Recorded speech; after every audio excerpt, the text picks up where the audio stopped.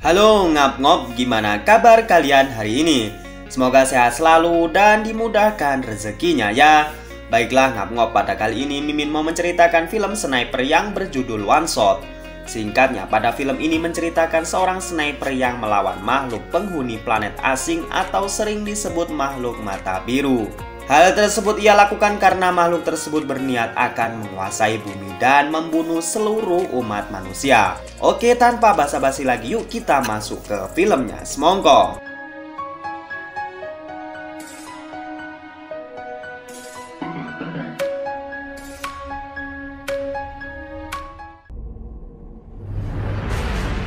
Film dimulai dengan memperlihatkan pasukan luar angkasa yang bernama pasukan Serolin yang menyerang bumi. Misi tersebut dipimpin oleh makhluk mata biru yang bernama Antra. Singkatnya, pasukan elit manusia diterjunkan untuk melawan pasukan Antra. Namun manusia bukan tandingan yang seimbang dengan makhluk-makhluk tersebut. Kendati demikian, seorang prajurit manusia berhasil bertahan dan menghabisi beberapa pasukan Serolin. Ia seorang penembak jitu bernama Matthew. Bahkan dengan snipernya, Matthew berhasil menembak topeng milik Antra hingga pecah dan membuat wajahnya terlihat. Scene kemudian memperlihatkan stasiun luar angkasa Magellan. Komandan mendengar beberapa prajurit yang diserang, dan terdapat 4 pasukan tewas sedangkan Matthew dan Carpenter diketahui telah menghilang. Niles kemudian memberikan data-data mengenai 2 prajurit tersebut kepada komandan. Kemudian sang komandan memerintahkan anak buahnya untuk mencari Matthew dan Carpenter serta membawanya keluar dari sana. Kembali ke Antra yang sedang memeriksa beberapa anak buahnya yang telah tewas, sedangkan Matthew yang lari dan bersembunyi di belakang gundukan tanah. Dan tak lama kemudian Matthew melihat Antra dan anak buahnya yang mendekat dan langsung menembak 2 dari anak buah Antra.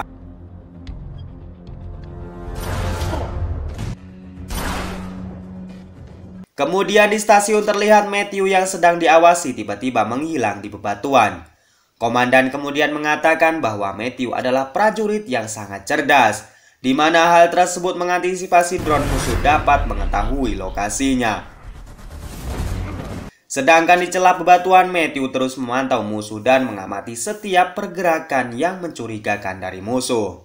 Setelah beberapa sisi ia anggap aman, Matthew kemudian melepas beberapa peluru yang menancap di dalam tubuhnya bekas pertempuran tadi. Waktu kemudian berlanjut di malam hari. Matthew menyadap camp musuh dengan lensa malam dan mengamatinya. Dan pada keesokan harinya, Matthew melihat beberapa musuh masuk ke dalam camp tersebut. Dan waktu tersebut kemudian ia manfaatkan untuk beristirahat sejenak. Dari stasiun mereka melihat bahwa kuatnya Matthew yang melawan musuh sendirian dan Letnan ingin mengirim bantuan. Namun kemudian sang komandan melarangnya karena hal tersebut sangatlah beresiko. Dalam keadaan yang terancam, Matthew terus mengawasi camp musuh dengan snipernya. Secara bersamaan di sebuah bebatuan terdapat 3 musuh yang sedang mendekat. Matthew kemudian dengan sigap mengendap dan menyerang mereka secara jarak dekat.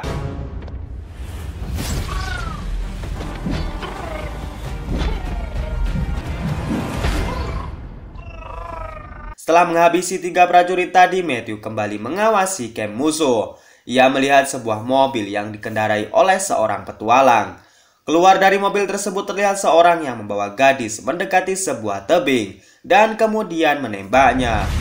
Setelah menembak wanita tadi, orang tersebut menghampiri camp Antra. Di dalam stasiun, komandan bertanya siapa orang yang telah menembak wanita tadi. Niles kemudian menjelaskan bahwa ia adalah Omar yang memiliki hobi sebagai penjelajah. Kembali ke camp musuh terlihat Antra dan anak buahnya sangat tunduk pada Omar.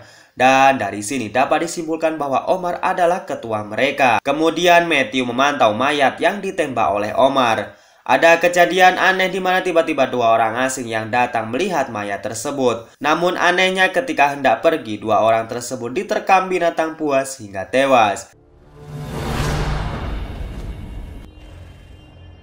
Di malam harinya, Matthew mengendap untuk memeriksa lebih dekat wanita yang ditembak. Namun ketika di tengah perjalanan ia diterkam oleh binatang buas yang sama. Namun di sini Matthew malah berhasil membunuh binatang tersebut. Setelah diperiksa ternyata wanita tersebut masih hidup dan ia bernama Mira. Matthew kemudian membawanya ke tempat persembunyiannya dan pada keesokan harinya Matthew merawat Mira dan juga mengeluarkan peluru di dalam tubuhnya. Namun ketika di tengah operasi Mira tersadar dan hendak berteriak. Namun dengan sigap Matthew menutup mulutnya dan Mira kembali pingsan.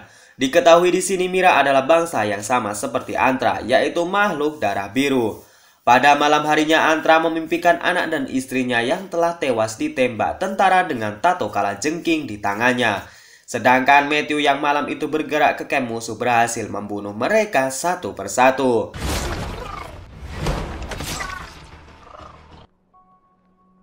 Keesokan harinya Mira sudah sadar dan Matthew memberikan obat penenang rasa sakit kepadanya.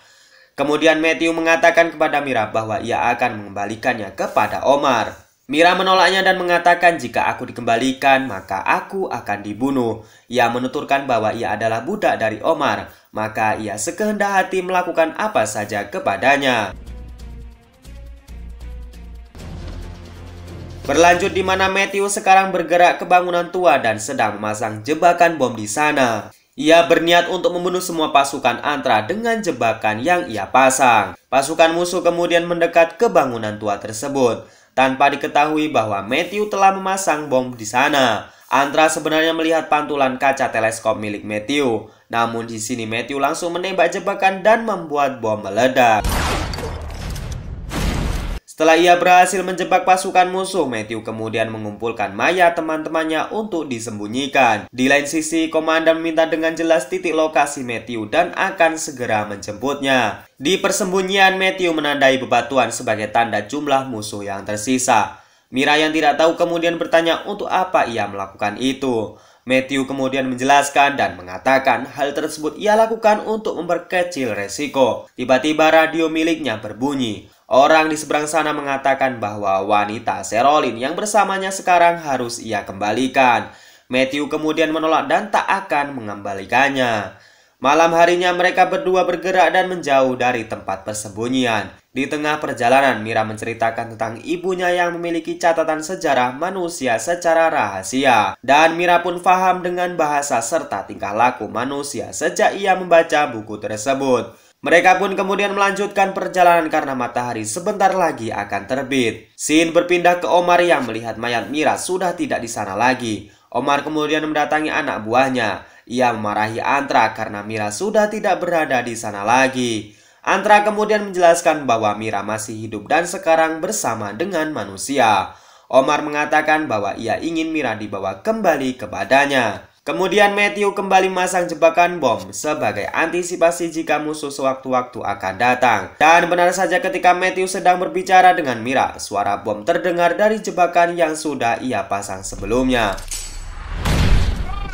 Dan di sini Matthew langsung bersiap untuk bertempur dengan anak buah Omar.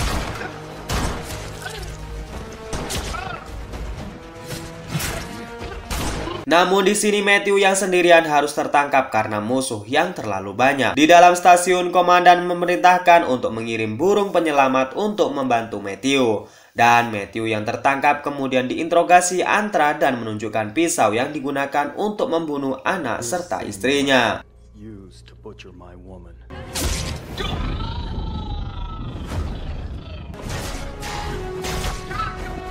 Ternyata sosok sniper tersebut adalah Carpenter. Dan di sini Matthew berhasil menghajar Antra serta membawa Mira untuk kabur bersamanya. Di tempat persembunyian, Carpenter bertanya kepada Matthew siapa wanita itu. Matthew kemudian menjelaskan bahwa wanita tersebut adalah tanggung jawabnya. Lalu Carpenter pergi ke penampungan untuk mengambil amunisi lagi. Carpenter kemudian memasang jebakan bom di dalam tanah. Mereka bersiap untuk melewati pegunungan agar tidak diketahui oleh musuh. Carpenter juga dengan baik hati memberikan sisa-sisa makanannya kepada Mira. Carpenter dan Matthew kemudian bergerak dan memantau kondisi di jalan. Secara tidak sengaja, Carpenter menemukan tumbuhan beracun yang berguna untuk melumpuhkan sistem saraf.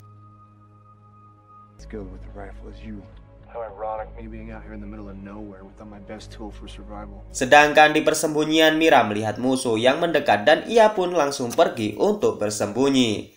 Secara diam-diam, Carpenter menyergap musuh satu persatu tanpa diketahui oleh teman-temannya.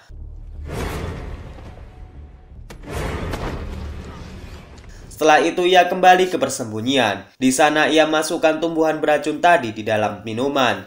Dan saat Matthew dan Mira datang, Carpenter memberikan minuman itu.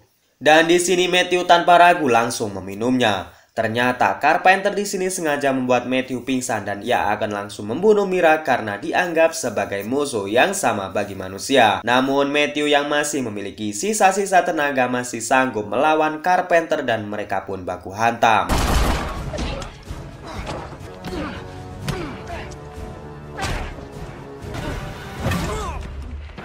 Dengan dibantu Mira, akhirnya Matthew berhasil membunuh Carpenter. Namun sesaat sebelum ajalnya, Carpenter meledakkan bom yang telah dipasang sebelumnya.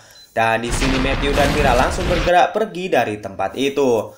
Antra yang mendengar ledakan tersebut menyuruh anak buahnya untuk memeriksa ke sana. Di perjalanan Matthew dan Mira menemui sebuah badai pasir yang sangat besar. Dan mereka hanya bisa berlindung di dalam sebuah kain saja. Dan disinilah awal mula cinta mereka tumbuh. Coba nih. Antra yang mendatangi lokasi ledakan menemukan Carpenter yang sudah meninggal. Setelah diperiksa ternyata Carpenter lah yang telah membunuh anak serta istrinya. Matthew dan Mira masih harus berjalan walau Mira sempat pingsan dan Matthew kemudian menggendongnya. Di suatu tempat yang sangat indah, tiba-tiba mereka berdua didatangi Omar yang sudah menodongkan senjata. Dan mereka pun kemudian baku hantam. Saat Matthew hendak membunuh Omar, Mira kemudian mencegahnya dan mengatakan bahwa ia telah memaafkan Omar. Namun bagongnya saat mereka hendak pergi, Omar menyerangnya dari belakang dan malah Matthew sekarang yang berhasil dikalahkan. Sesaat sebelum Omar akan mengeksekusi Matthew, Antra terlebih dahulu menembak Omar dengan snipernya. Antra sadar bahwa kematian anak dan istrinya bukanlah salah dari semua manusia dan ia hanya diperbudak oleh Omar.